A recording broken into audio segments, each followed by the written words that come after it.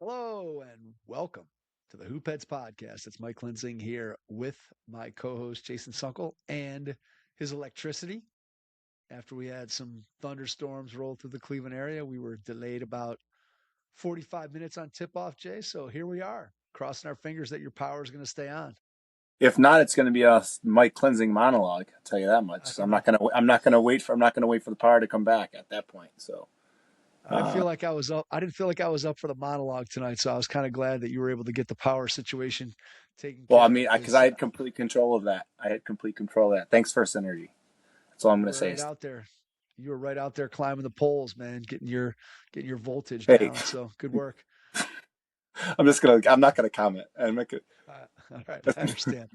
All right, I well, as, you say that as soon as James Harden turns the ball over. So I'll just leave it at that, Mike, and we can we can our podcast listeners could discern what they will from that. there we go. Well, when you're listening to this, we are currently an hour and 13 minutes away from April Fool's Day. But Jason texted me earlier today with a fun topic, which I thought was pretty good. I think it'll take us in a couple of different directions. So, Jay, why don't you go ahead and explain what we're going to do, how we're going to do it, and then Okay, we'll dive right in. as with most topics on the Poop Heads podcast, I left it very ambiguous, and I said, come up with three teams or players that have made us look foolish this season. Essentially, that was the general gist, right, Mike? Do you agree with that? That was what the general gist Sure, of. Sure. sure, that So, sounds good. and you Sure, could that's a good idea. I left it super ambiguous. Um, and I think that's where we're gonna go from there. So we're going to share our three. I'm going to let you go, Mike. Normally I go first. I'm going to let you go first. All right. Well, I think if we're just talking about being made to look foolish, to me, I feel like there's only one number one choice, at least for me anyway, and that's the Boston Celtics. I just feel like I look back at their over and under heading into the season was 41 and a half. You took the over. Kudos to you for being a Celtics truther.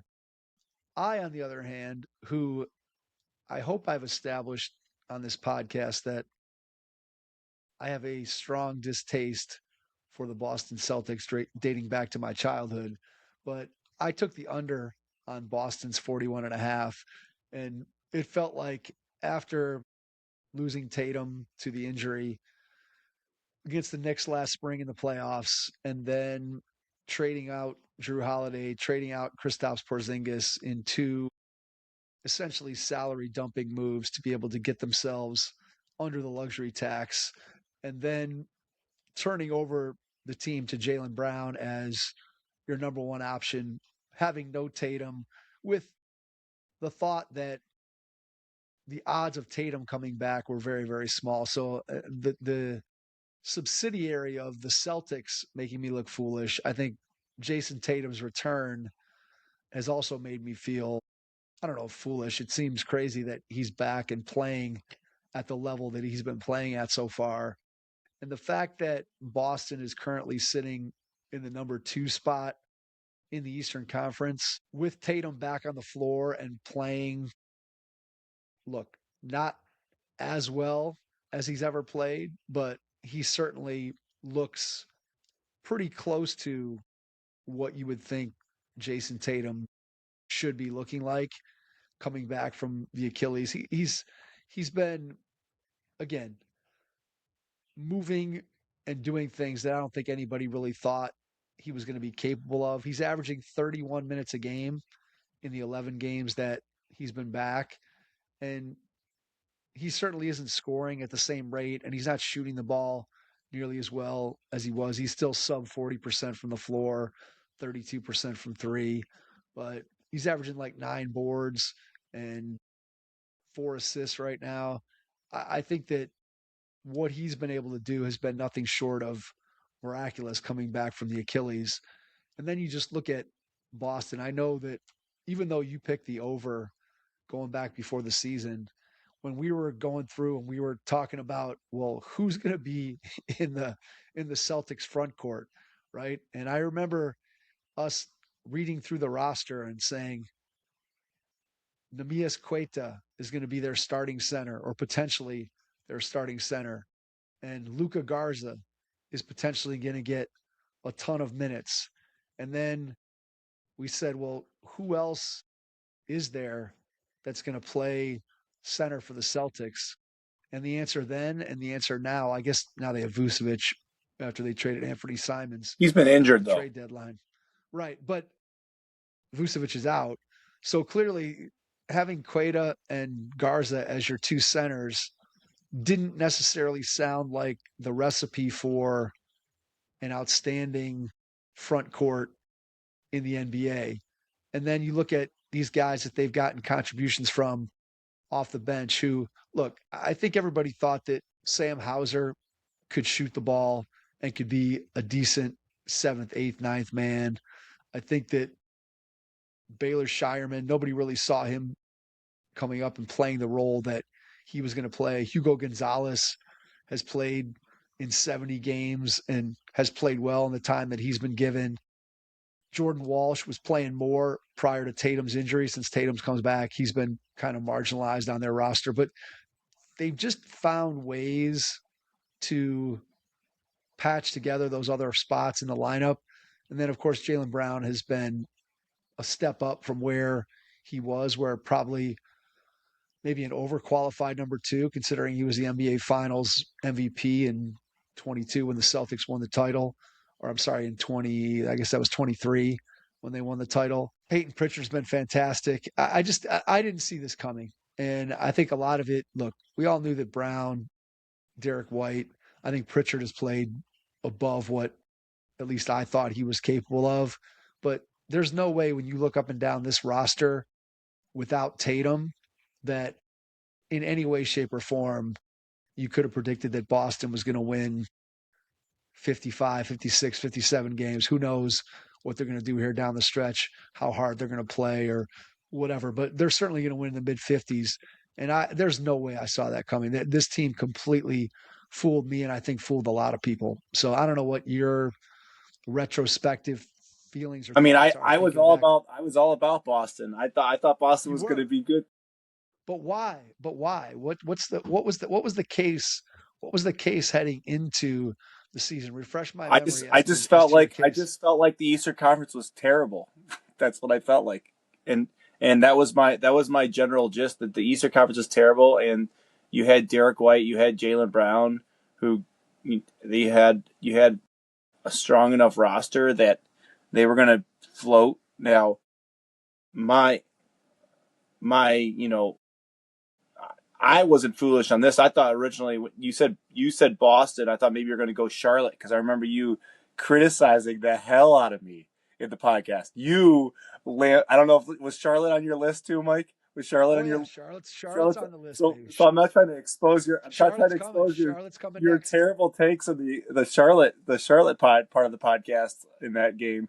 You said this team. I even believe you called out Knueppel being the star in the something about him being their star. You and saying I don't remember exactly what you said, but and because I took the over on the Hornets and the win total because once again I was just looking at the bottom of the East and I was just like the Hornets are going to be functional and you know I I didn't think they were going to be great, but I didn't think they were going to be like so bad. So like those two teams, I just remember saying that. So like I think like those two teams were I definitely feel like you missed the mark on. I mean, there's other teams I definitely missed the mark on. Okay, but as far as the Celtics go, I felt like I just felt like they were going to be good. And the East was just so bad. The bottom of the East, Washington, which Washington's so bad. We knew Brooklyn was going to be bad. We knew I That's really it though. Honestly, like if you look, Indiana's people terrible. right, but people knew Indiana was going to be bad, but I don't think we didn't think that Indiana No, was going to be FanDuel didn't 17 think they're wins going to be bad. bad. FanDuel had them at 37 and a half, Mike, at the Yeah, beginning and of the season. That's ridiculous. both of us had them under, but I certainly would not have had them under. I mean, right now they're probably going to finish. They got a good chance to finish under 20 wins, and I don't think anybody saw that coming. So certainly that was one that fooled us to the negative. But what's interesting about the argument that for Charlotte and for Boston that the East is terrible, the honest truth is that now look, the three bottom teams in the East are clearly, I think at this point, the three worst teams. I don't think there's any doubt about that. But if you look at the Eastern Conference play-in, Charlotte's in 10th at 40 and 36, and in the West, Golden State is in the 10th spot. They're 36 and 39. So, in all honesty, the I don't know if you could say that the East is better than the West. Certainly, I guess for The sure the, people think the West is Oklahoma more City's top heavy. The West is more top correct. heavy. Yeah, the East play-in is much more. Well, I don't even know about that because at this point, like, well, we could dive into it more, but I don't know. I'm not really. Let's put it this way: if I was the Cavs, I don't know that I'd be afraid of playing anybody in the Western Conference play-in except for the Clippers. If I'm the East, I think I'm afraid of. I think I'm afraid of all four of those teams. If I'm an Eastern Conference team, I can make good reason why you wouldn't want to see any one of those four teams from the East play-in if you're one of the top four seeds in the Eastern Conference. That's not to say that the top seeds are going to lose, but I can make a pretty coherent case for any of those teams, 7 through 10, Philly, Orlando, Miami, and Charlotte, that I wouldn't necessarily want to see them. But I don't know. I don't know. I look, Boston to me is completely overperformed, and the fact that Tatum's back and maybe not 100%, but he's pretty close to Jayson Tatum, or closer than I certainly thought he would be were he to come back. And so that's a complete surprise to me. And I did not see that coming, that they were going to finish second in the East with the guys that they're rolling out there in the front court. And I think a lot of it has to do with Pritchard too. Pritchard's been outstanding this whole season. And he's a guy who, so often you hear people say, right, about a guy who's a sub off the bench, that yeah, he's pretty effective in 16 minutes a game because he's always going against the other team's second group. And yeah, it doesn't necessarily translate if he jumps from 16 minutes to 30, 32 minutes. And Pritchard has, if anything, gotten better in the role that he's been in this year for Boston. He's become a very, very important part of what they're trying to do. And if you look at the Celtics' future beyond this season, certainly at this point, I think Peyton's got to be considered one of their four core guys that they'd want to keep around and keep together when you start talking about White, obviously Brown and Tatum. And then to me, Pritchard's the fourth guy in that group. And I certainly wouldn't have said that heading into this season. I would have said Pritchard's a nice guy playing off the bench. He's a good role player. I don't know that he's more than that. And he's proven himself this year, at least in the regular season thus far, as being much more than just a functional role player for that team. He's become a core part of their identity and what they're all about. And look, I give Boston a lot of credit. I don't like the Celtics, and that's well known. But man, what they've done this year has been surprising. And it'll be interesting to see. Like I said, I've said this numerous times, the East playoffs, man, you could tell me anything would happen, and I think I could believe it. So yeah, Boston's Yeah, the and I number will one say, team that Mike, fooled me. we were talking off the air, like sitting here thinking about like where the Cavs are going to finish up. Okay, Yep. and whether we want them to win this game tonight or not, but man, they play some really bad teams the next three games after this. The Warriors are bad right now. The Pacers are bad. The Pacers aren't trying to win, and the Grizzlies are not trying to win either. Then you got two games against the Hawks, and then you play the Wizards again.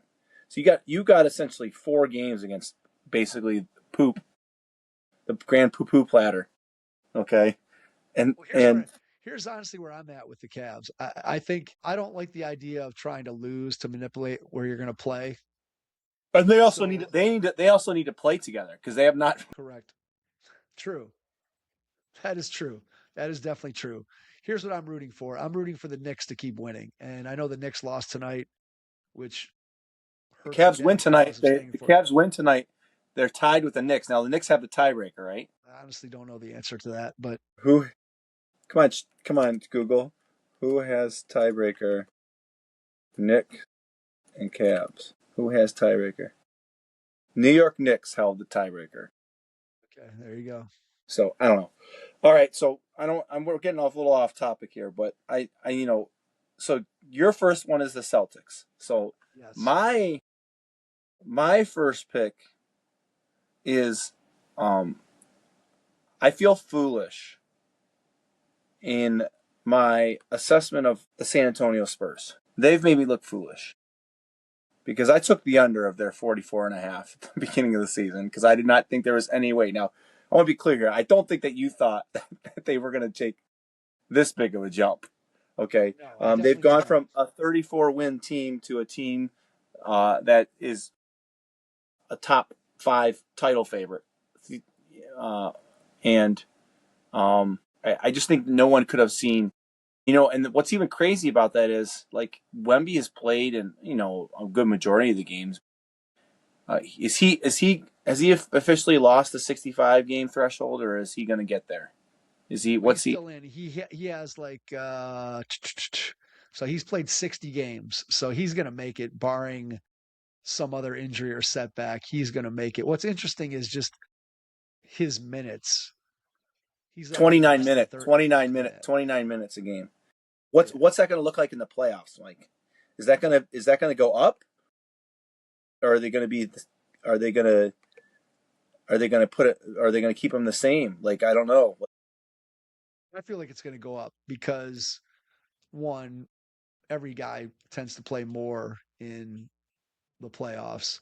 And I do feel like there have been multiple games where he's been up a little bit higher in terms of his minutes, but he's so impactful at the time that he's on the floor that they've been able to survive those minutes without him just because they're so dominant when he's on the court. I think he has the biggest point differential between on off of anybody in the league. It's him and Shea. I think Victor's like 7 plus 17 comparatively when he's on versus when he's off. And I think Shea Yeah, is maybe plus 16. So those two guys, that's usually a stat that Jokic has ran away with for the last 5, 6 years. And I believe this year he's third behind Wemby and SGA. So look, I think Wembanyama's minutes he had that stretch when he was coming back from injury where he was playing just over 20 minutes a game, which is the threshold that you need in order to be able to have that game count towards the 65 game rule. And then otherwise, his minutes typically have fluctuated between 32, 33, and maybe 26, 27, somewhere in that range is kind of where he's been. And who knows, maybe that's what they'll do in the playoffs, although history would tell you that teams should shrink their rotation and your best players are on the floor more often. But it remains to be seen. I think you're 100% right, though, in your assessment of the Spurs making us look foolish. I think they've made everybody look foolish. Nobody saw the leap that this team was going to take collectively as a group. And look, we said it a year or two ago, right? That in his second year, Wemby with the injury, and even before that, it didn't feel like he had taken a major step forward. And this year, it feels like he's taken a major step forward offensively. And then you combine that with what he does on the defensive end of the floor and the impact that he has there. I think I don't think Wemby made us look foolish himself because I think people knew that this was coming at some point if he could stay healthy. But certainly, I think his impact on winning and on this roster, I think that's where we're start talking about not seeing this coming.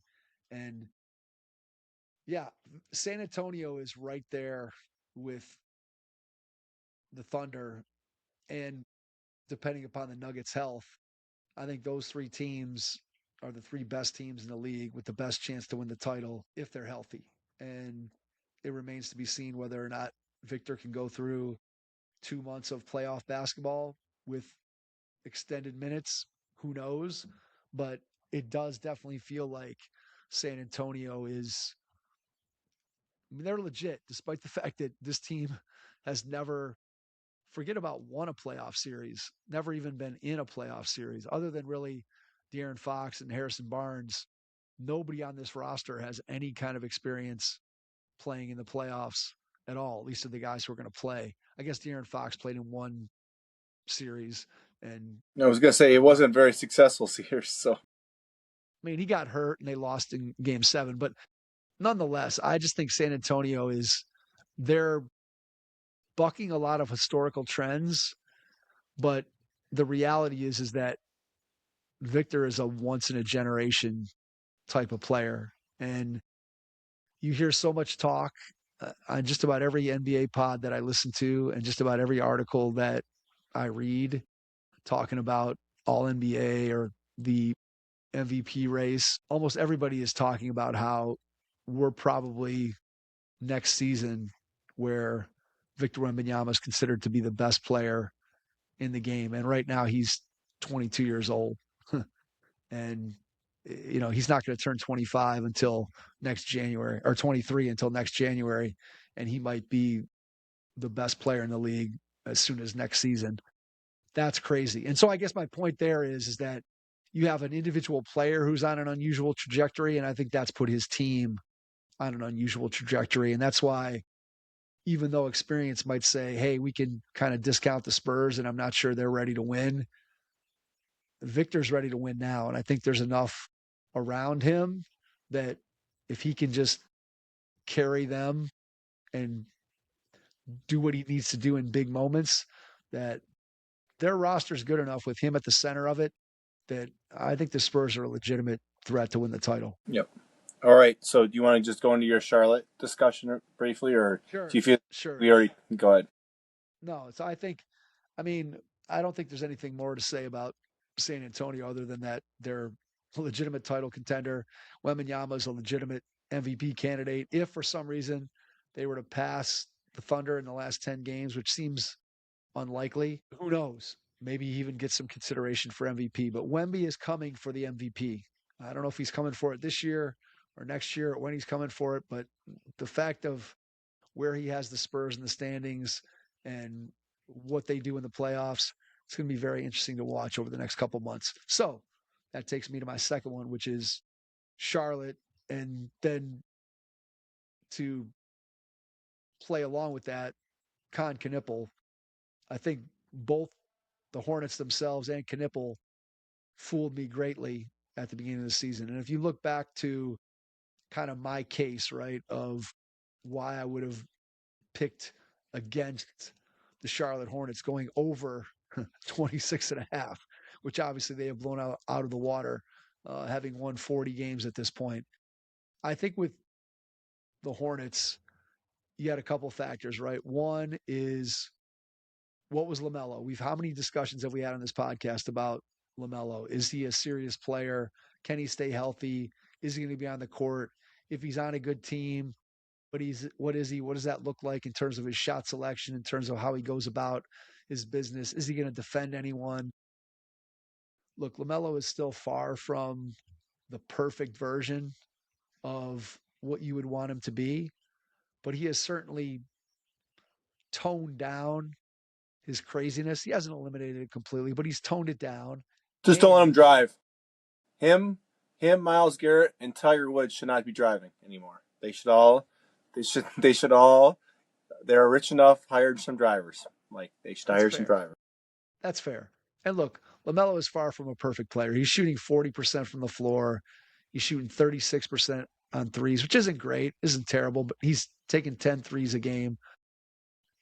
The one thing we have said about LaMelo is that he's a rare combination of size and ability to see the floor and make plays that there aren't many guys with his physical attributes that can make the type of plays with the ball in their hands that LaMelo can make. And he's fit himself into what this team is. So that's number one. I think the doubting of LaMelo Ball was part of it. Then you have Kon Knueppel, who has been way, way, way better than I think, certainly I thought coming out of college. Is okay here, Mike, is Cooper Flag still the rookie of the year? Is Kon Knueppel got it? You have to give the winning 40 games and does that have any weight? It definitely has weight. I don't think there's any way that it doesn't have weight, because if you look at the two seasons, right, basically Cooper Flag has played a season full of relatively meaningless games. I know at the beginning of the season, whatever, everybody's playing and you're just the season is young, but it clearly after AD goes down, Dallas has played a lot of meaningless games, and Kon Knueppel has played in a lot of relatively, at least to Cooper Flag, a lot of important games. And for Knueppel to do what he's done, he's averaging 19 a game. He rebounds the ball decently for his position. He distributes the ball decently. Again, is he ever going to be a number one option on your team? Probably not. But he's going to be a heck of a number 2 or 3 player on your team. He's already set the rookie record for threes in a season. He's going to lead the league in made threes. He's shooting 43% on threes on almost 8 attempts. He's shooting 86% from the line. No one saw this coming from Kon Knueppel. As optimistic as anyone, including the Charlotte Hornets, might have been after they drafted him, I don't think there's anybody that thought that he was going to have this kind of all-around impact. So your question of, does the fact that Charlotte is 40-36 and Dallas is in the tankathon, does that impact the Rookie of the Year voting? I think for sure it does, right? And conversely, like I said, with Flag, for the last 2/3 of the season, he's basically been playing meaningless games. Plus, he missed a lot of time with that injury. And so when you look at what Flag has done over the course of the season, he's averaging slightly more points, he's averaging slightly more rebounds, and he's averaging slightly more assists. He also has the ball in his hands a lot more. Now, he's not nearly the three-point shooter. He's only shooting 28%. That's probably the biggest knock on Flag's game. I think if you look at these two guys in a vacuum and you say who had the better season, I think that becomes in the eye of the beholder, right? In as far as responsibility and what a guy was expected to do night in and night out for his team, I think Flag was probably expected to do more, right? He's got the ball in his hands. He's kind of the driving force. On the other hand, Knueppel has played an important role on a team that is actually trying to win basketball games. And he's been very, very, very, very good in that role. I think it's going to come down to these last 10 games. Does either guy have a huge signature game where they break out and score a ton? Or does Charlotte go on a nice run here at the end of the season and bump up and get into the 7-8 spot in the play-in? Or maybe they get on a real hot streak and somehow they can move up and get a top 6 seed. Does Cooper have another 49-point game in him at some point? I think a lot of those things are going to factor into what the ultimate vote is. To me, I think it comes down to kind of your personal taste and how you sort of parse out what the Rookie of the Year means, because there's a couple different levels on it. I think if you look at just, do meaningful games matter? If meaningful games matter and statistically the two guys are close, then maybe you vote for Knueppel. If they're close and you're not worried about the difference in meaningful games, and maybe you're worried about which one of these two guys, if you look out 10 years from now and we say, hey, Kon Knueppel won the Rookie of the Year over Cooper Flag, boy, that looks silly now that Flag is a 3-time MVP. And yeah, Knueppel's made some all-star games, but he's not nearly the player that Flag is.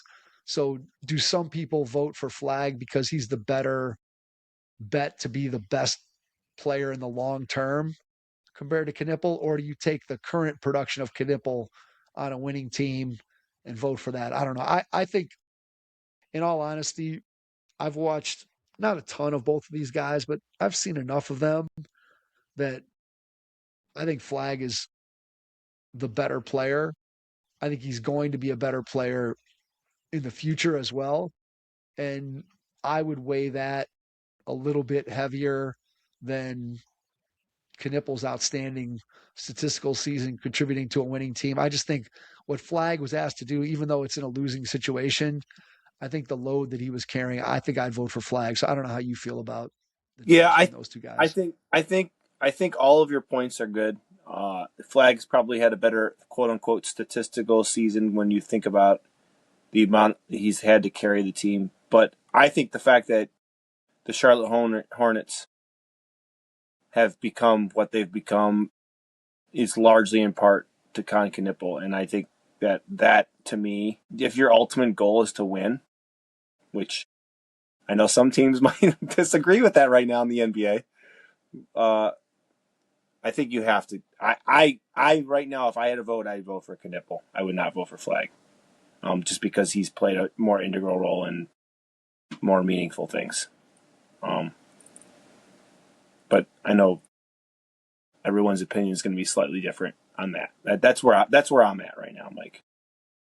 It's going to be close. The vote is going to be close. And I think there are going to be a lot of people that feel like you that, hey, statistically, these guys are pretty close with the exception of Knueppel's been more efficient.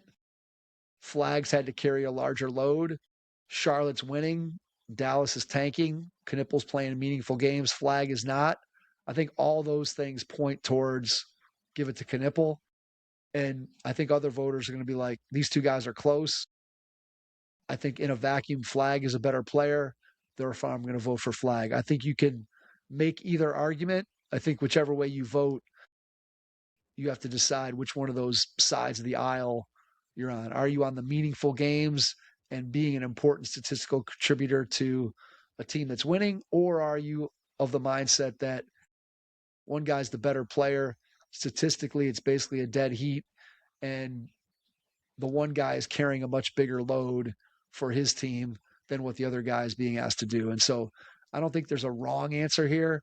If it was me, I'd vote for Flag, but I can completely understand why somebody would vote for Knueppel, and I would have absolutely zero problem with that vote. I do think that if Knueppel gets it, I think 10 years down the road, it has the chance to look silly that and again, that's probably the wrong way to say it because if you look at Knueppel's season, it's been outstanding. But we know if you vote for somebody, if Flag becomes the type of player that most people think he's going to become, we're talking about an all-time great guy. Those guys tend to win Rookie of the Year. You think of the LeBron, Carmelo, right? Back in the day, there was a lot of groundswell for Carmelo to win the Rookie of the Year, and statistically, he may have been the equal or better than LeBron as a rookie. And Denver, if you remember that year, was winning and made the playoffs. And the Cavs, I think, missed the playoffs. But they were closer than you think because the Eastern Conference was so terrible. But LeBron ended up ultimately winning the award. But at that time, there were a lot of people that thought that Carmelo should have won it coming off the championship at Syracuse as a freshman and then contributing to winning at Denver. There was a lot of people that were of that mindset that, hey, this guy he's making a contribution to a winning team versus LeBron is just kind of running up and down, putting up stats for a crummy Cavaliers team. And look, you probably could have made a case for either guy at that point. And I think make a case for either one of these guys. And you're probably looking at, I don't know if exactly similar career trajectories, but Carmelo never quite got to the same level as LeBron. I don't think Knueppel ever gets, as an individual player, gets to the same level as Cooper Flag, but they're probably going to be fairly close, and we'll see how the vote turns out. All right. My next one's a little I using a little bit of Jason Sunkel magic on this one. Here you go. Okay, I'm ready. The Milwaukee Bucks are fools. Because I thought that hiring Doc Rivers 2 seasons ago in the middle of the season was going to change the outcome. He once again, I think I sent you the JJ Redick clip from 3 years ago where he was blaming never taking any ownership of it. And once again, I understand that he is he in charge of the roster? Like, is he in charge? Like, I don't know. I feel like he is, right? No, he's not. No, I don't think he is. The Bucks GM is John Horst, I believe. I think he has control of the roster. So, anyways, with that all being said, is there any chance that Doc Rivers is and by the way, he's going to the Hall of Fame, by the way, right? He's going to the Hall of Fame as a coach. Like, talk about I don't know. I understand that he's had a good career and he's put up wins, but he may be the coach that I trust less than JB Bickerstaff because he had a longer track record of being terrible. I don't know how you feel on that, but I feel like Doc Rivers. Oh, I'm not saying that I was fooled by Doc Rivers because I feel like the podcast when they hired him, we said, "What are they doing? This and what is he doing? He's not going to change anything." And so from going from that to we're not surprised, right? We're not surprised that this is how it all shaked out. And there's a multitude of factors. We understand the Giannis situation. We understand the Dame situation. But it's always an excuse, Doc. Take some ownership. It's always an excuse. The best JJ Redick clip from I don't know if that was First Take or what that was, but I don't know. I congratulate Doc Rivers for getting that paycheck and snowing another team into paying him a good amount of money to coach. So that's my congratulations, Doc Rivers. You're making the Milwaukee Bucks look like a bunch of fools. Doc Rivers, I would say, is riding the wave from the Celtics 2008 Ubuntu title. He's been riding that for a long time now in terms of his reputation as being a great coach. And I would say that if there ever was that reputation for Doc Rivers, I would say that it has eroded over time because he continues to make, I don't know if a complete mess of the situations he's in. And certainly this Bucks thing is not entirely his doing, but he certainly has contributed to the fact that this thing has become a kind of a sideshow. And he's lost a ton of playoff series when he's been up 3-1, 3-2, and has somehow figured out ways to have his team lose said playoff series. So that was when he was with the Clippers and when he's been with the Bucks. Yeah, I'm not sure Doc Rivers is a good coach at this point.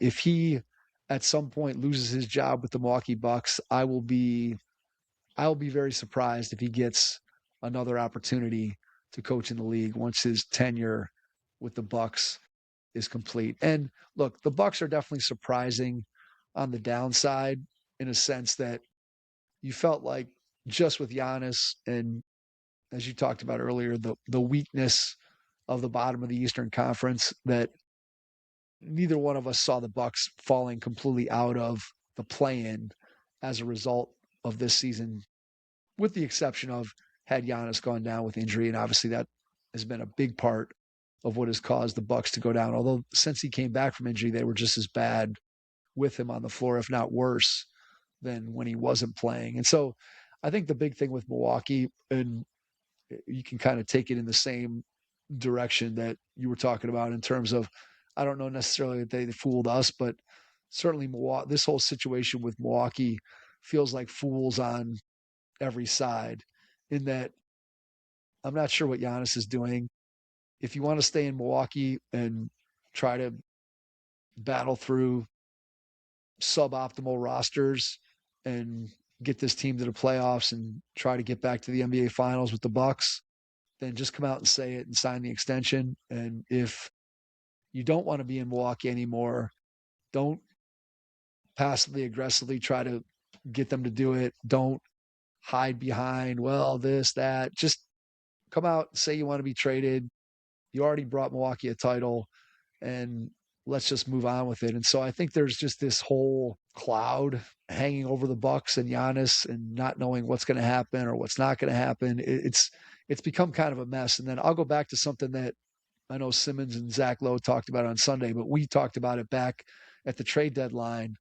With all these injuries with Giannis, like, do you want to trade for him at this point?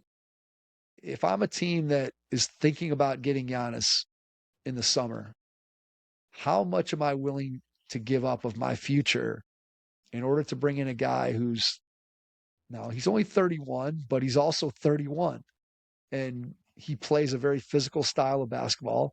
He's had a hard time staying healthy since they won the NBA title.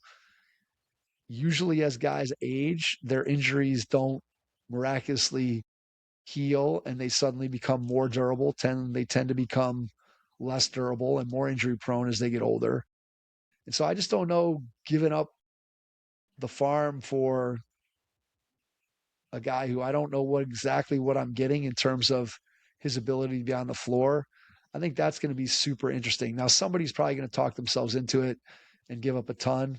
Maybe it'll even be our own Cleveland Cavaliers, depending on how this playoffs roll out. But I'd be really, really nervous about trading for Giannis and giving up my entire future draft picks and parts of my roster in order to get Giannis, because I just would be nervous if the guy's going to play and how much injuries are going to affect him. And so, yeah, I think the whole thing with the Bucks has just been, this whole thing is foolish. They either trade him or Giannis sign the extension and then let's move forward.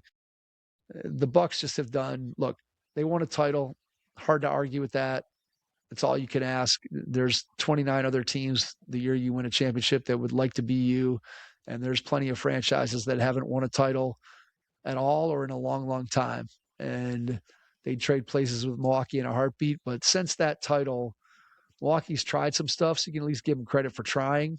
But nothing they've done has really worked out the way that they would have wanted to, from the hiring of Doc Rivers after firing Adrian Griffin and trading for Dame Lillard, who ends up getting hurt. It never really worked the way people thought it was going to. The Miles Turner signing last offseason has been a disaster. Turner has been, I don't know if terrible is the right word, but he certainly has been at best Terrible? mediocre for the money that they signed him for. So yeah, Milwaukee's a mess, man. They're a mess. Yeah, I agree. All right, your third one, Mike. All right, my third one. I'm going to go back to one of my favorite players, Jason. I just can't quit on him. Do you know who it is? Well, I mean, it's not James Harden, is it? It's not James Harden. It's not James Harden. Not one of my favorite players. If we get this version of James Harden in the playoffs, I'll be 100% fine with James Harden. If this is the guy we get, even if it doesn't turn into postseason success for the Cavaliers, if James Harden puts up the same statistical profile that he's putting up right now in the playoffs, I will be 100% happy with what we get out of James Harden, and I will be 100% fine with the trade. I don't know if that's going to happen, but that is not the guy I'm talking about. But there's another guy that is consistently probably brought up on this podcast more than his performance warrants his being brought up on this podcast. Is it Evan Mobley? It is not Evan Mobley. Although, can I say one thing about Mobley? Did you watch the game with the Jazz last night? I watched bits and pieces. I know this is going to be blasphemy, but I kind of been watching a lot of baseball, Mike. No. Anyway, all right. I don't even want to talk about that. So Mobley had a play last night where he got the rebound, dribbled the ball down the floor, and not just in a straight line, but he actually had to change direction. He drove to the basket. He missed a layup. Then he banged, I forget who it was from the Jazz, that he banged out of the way and dunked on the follow-up offensive rebound. So he took it coast to coast. That was in the first half. I was in the first half because I watched the first half. I remember that play. So that was a play. When I watched that play, I was like, that is the Evan Mobley that we need to see. If he could learn to do that all the time when he caught the ball in the paint and put his shoulder into somebody and bang someone out of the way and go up and dunk. And that reminded me again, I've said it over and over again. The best version of Mobley is 85% of Giannis around the basket and an upgraded jump shot and 3-point shot. And well, Mike, my third made me look like a fool is Mobley, because I said that he was going to be really, really, really great this year, and he has not been really, really, really great. So that was going to be my third one. Everything we've talked about on the podcast, I've encapsulated. We've said it time and time again. We need him to not be so soft. I've watched him tonight 3 or 4 times get the ball down low and either turn the ball over, miss a shot, or pass it. Just dunk the ball. Just dunk it. Just put it down. Like, stop this. Like, get stronger. Be more consistent. Also, his free throw shooting is pitiful. he is liability at the free throw line. He is a liability. He's down to 60%. Okay, well, it was 61 last time I had seen. So, like, that's a liability. That is a problem. Come playoffs, that's a huge problem. Like, so for as soft as we can complain about Jared Allen being at times, he will he will his shooting percentage is high. He finishes at the basket. He is able to go and finish with his right hand and his left hand. And I just wish that Evan Mobley, with all of his physical skills and acumen, could finish as strong as Allen does. Allen does a great job of finishing around the basket. Allen also never takes a jump shot. He shoots that little 12-foot, you can't even call it a floater, like a push shot, but he is very, very efficient around the rim. And Mobley, when he shoots the ball, is efficient around the rim. The problem is too often he gets it within 4 feet of the basket and he gets stopped and has to kick it out because he just can't power up through somebody. And so that play last night with the Jazz was the first time I can ever remember him being determined to, I'm grabbing this rebound, I'm knocking this guy out of the way, and then I'm dunking. And when I saw that, I was like, I'm like, what? Like, I have honestly not seen Evan Mobley make that play ever. And so, to your point about Mobley, and I think this is probably where your frustration lies, my frustration lies, and where we feel like he's got us fooled. You and I have gone back and forth on Evan Mobley and previously also on Darius Garland, where there have been podcasts where we've said, looks like Mobley's about to take the leap. We can see it coming. He's going to get there. And then 2 weeks later or 6 months later, we're like, God, he's never going to get there.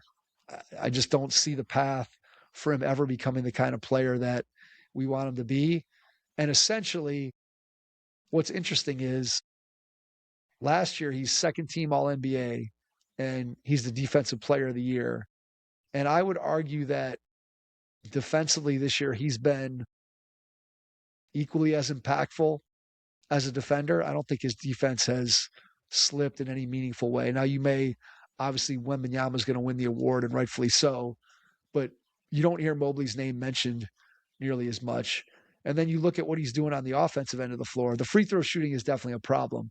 Otherwise, his counting stats and his shooting stats are pretty much on par with where he's been throughout his career, except maybe his rookie year.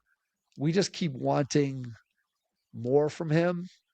And maybe then we become a victim of our own expectations and think Mobley's having a terrible year because he's really not having a terrible year. He's really averaging 19 and 9 and 2 blocks a game and playing great defense all over the floor. So he's an extremely valuable player, but unfortunately, I think the same conversation holds true that Yeah. we've talked about for a long time, that I just don't think if Evan Mobley is your second best player, your third best player, I don't think this team, I don't think Donovan Mitchell can be your best player and you can win an NBA title. I think if Donovan Mitchell's your second best player, I think you can win an NBA title. And I just don't know. I mean, clearly Mobley is not their second best player at this point. And the thing that he doesn't do, which you need your first or second or maybe even your third best player to do, is I just have zero confidence that if he's out on the floor in a big moment, he's probably, I mean, I guess you're not going to give the ball to Jared Allen and say, go get us a basket. Mobley's pretty far down the list of Cavs on this roster that if there's 4 seconds on the shot clock and it's a tie score in game 7 of a playoff series, Mobley is pretty far down the list of guys I'd want to see with the ball in their hands at that point. And that is not really a ringing endorsement of where we'd want Evan Mobley to be for this team to be at its very best. Yep. All right, go ahead. Tell me your third one, Mike. My third one, and I don't even know in what way this player makes me look, think, feel like a fool, but my guy Zion Williamson. I just can't quit Zion, and he's played in 59 games this year. So he's been relatively healthy. He's probably going to qualify for the 65 game rule, which is, let's just put it kindly, unusual for Zion. He's had, statistically for him, not really a great year. He's only averaging, not that he's ever been a great rebounder, but he's averaging below 6 rebounds a game, which is criminal for someone with his size and athleticism. He's not really playing much point Zion anymore, so he only averages 3 assists. He's still shooting 60% from the floor, which for him is probably down a little bit. Doesn't really shoot threes anymore. Shoots a decent percentage from the line.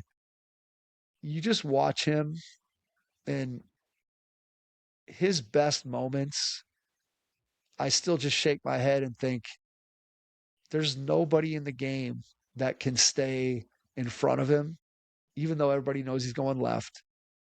There's nobody who's at the rim that he can't put his shoulder into and just drive out of the way and score. His ability to hit the floor on a jump and then immediately jump again is probably unmatched by anybody in the league, and certainly unmatched by anybody with his physical size to go along with his explosiveness.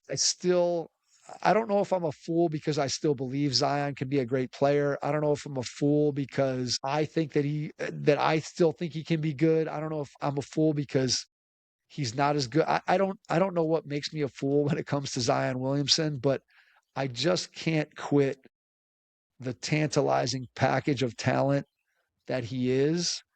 And I wonder at some point if he's going to get into a situation where he decides he's going to take his career more seriously, where he's going to be in a winning environment, where maybe he has a team around him that fits really well what he can Yeah. do.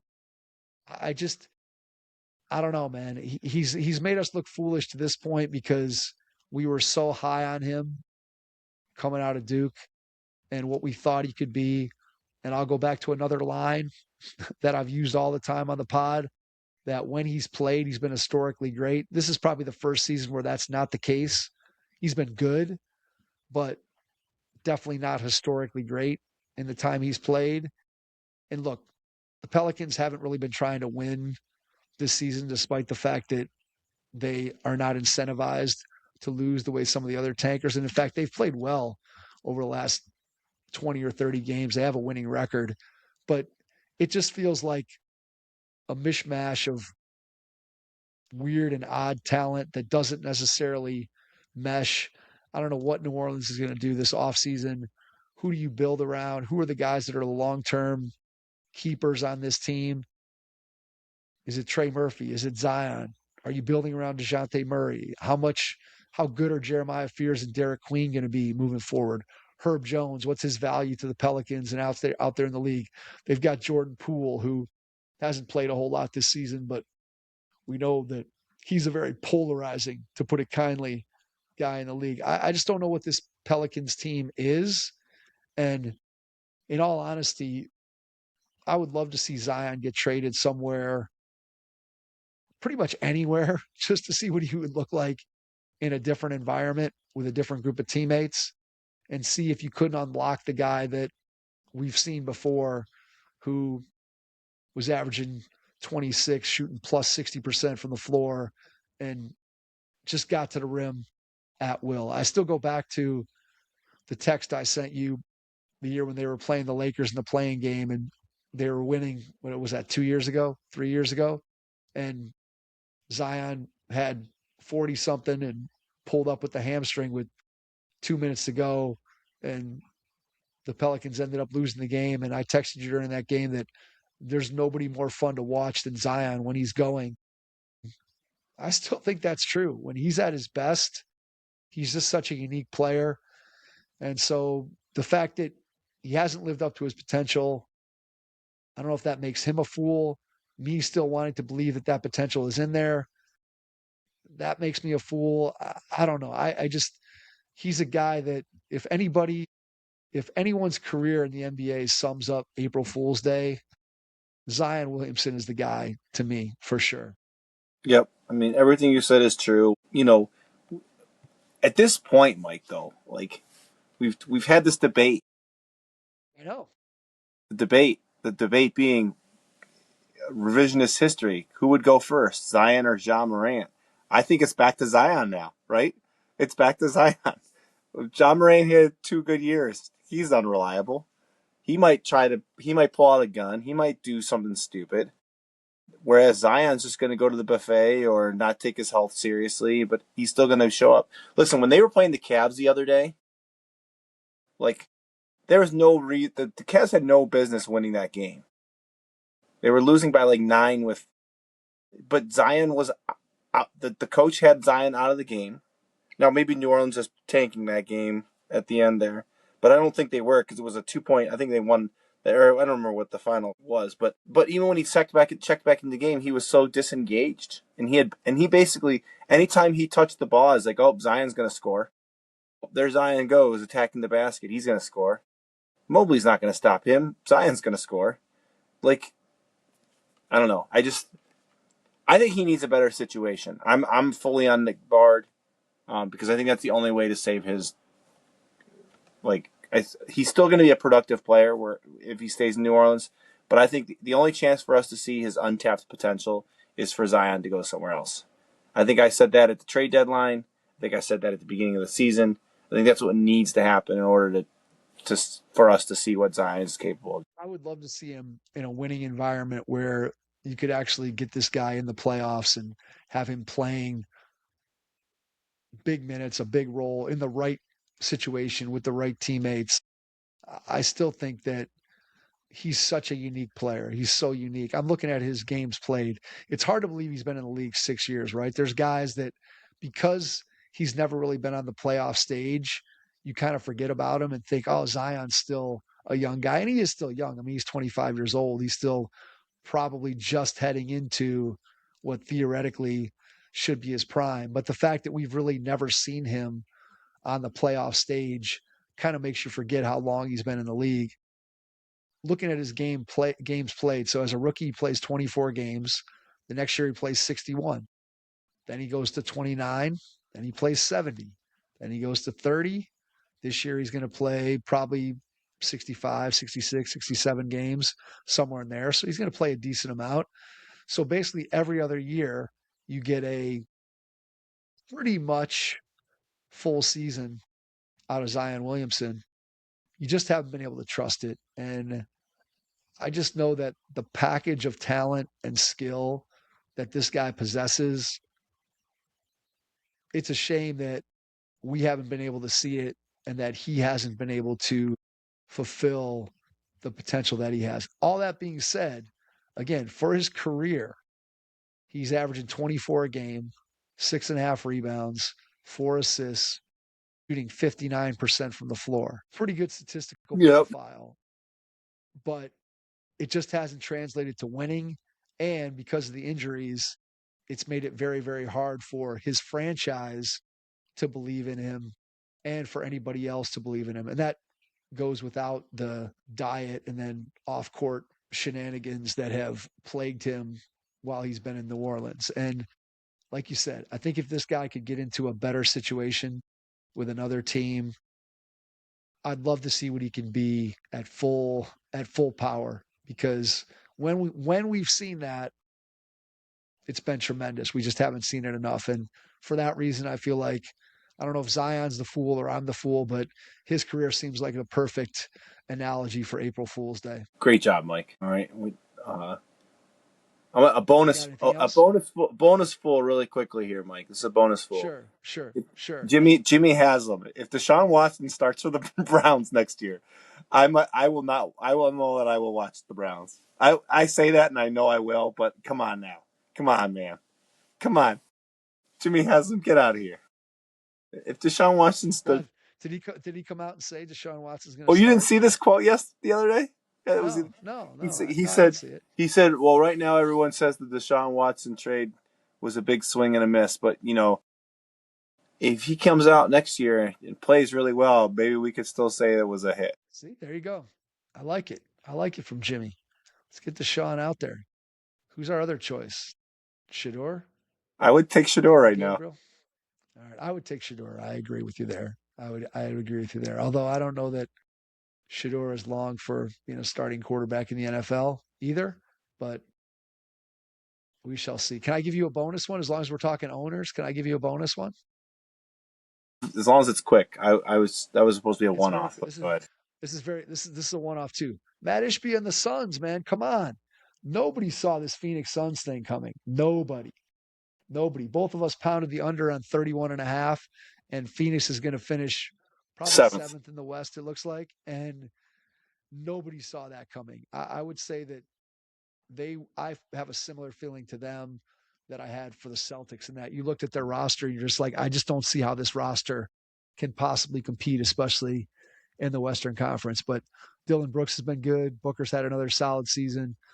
And I think Jordan Ott coming over from the Cavs has proved himself to be a pretty good first year head coach. So we all laughed at Ishbia, and to a certain degree, he certainly deserved to be laughed at when he first came in. But it feels like Phoenix has made a much faster turnaround than anybody thought possible. So certainly Matt Ishbia has made more than one of us look a little foolish in terms of our predictions in the preseason for where we thought Phoenix would be. And we were not the only ones, but Ishbia has turned things around in Phoenix. Maybe not to the point where they're close to being title contenders again, but certainly they're not wandering around in the desert anymore out there in Phoenix. Well, I mean, you said that it's just like Boston. Like they basically traded their second best. I mean, Durant, their first or Right. second best player. Well, now and Celtics lost Tatum. It's very analogous. Now it's not the same because they're not going to be the number 2 seed. But I think if Phoenix was in the East, they'd be a top 5 seed, top 6 seed. I think, but we'll They'd have a see. chance for sure. They would definitely have a chance for sure. So, Yep. All right. all right. Is that it? That's it, Mike. All I'll right. see you in That's 2 it. weeks, buddy. All right. Yeah. Jason's going to be on vacation. So I'll have to figure something out. Either go another Oh, Han Solo you're trip. not gonna get another guest. You're gonna either be Han Soloing it or you're gonna just skip it. That's my I don't prediction. know. We'll see. I don't know. We'll see. We'll see. All right. We'll wrap it there. Thanks everybody for checking out tonight's NBA episode of the Hoop Heads Pod, and we will catch you on our next episode. Thanks.